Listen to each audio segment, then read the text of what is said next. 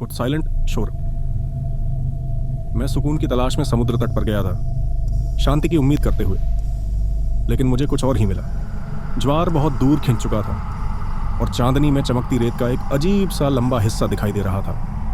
यह असामान्य और अप्राकृतिक लग रहा था। जब मैं पानी के किनारे पर चल रहा था तो मैंने देखा कि एक आकृति दूरी में खड़ी थी, बिल्कुल स्थिर, जहां कभी समुद्र की लहरें पहुंचती थीं। हेलो, मैंने पुकारा, लेकिन मेरी आवाज उस विशाल सन्नाटे में खो गई। वह आकृति नहीं हिली। वह लंबी और अस्वाभाविक रूप से स्थिर खड़ी थी। उसकी भुजाएं असामान्य रूप से लंबी थीं।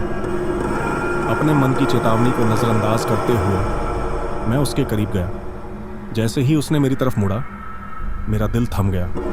उसके चेहरे पर कुछ भी नहीं था। जहां आंखें, नाक और मुंह होने चाहिए थे, वहां केवल चिकनी, फीकी त्वचा थी।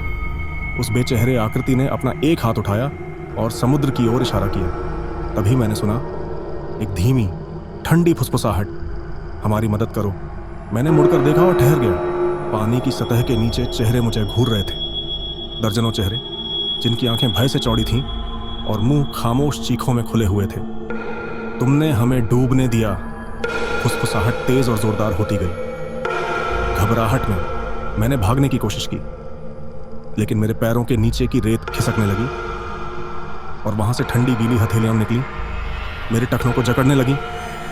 मैंने चिल्लाया, खुद को छुड़ाने के लिए संघर्ष किया, लेकिन और हथेलियां उभर आईं, मुझे नीचे खींचने लगी। जैसे जैसे पानी बढ़ता गया, वे चेहरे करीब आते गए। उनकी आंखें एक अप्राकृतिक चमक के साथ जल उठीं।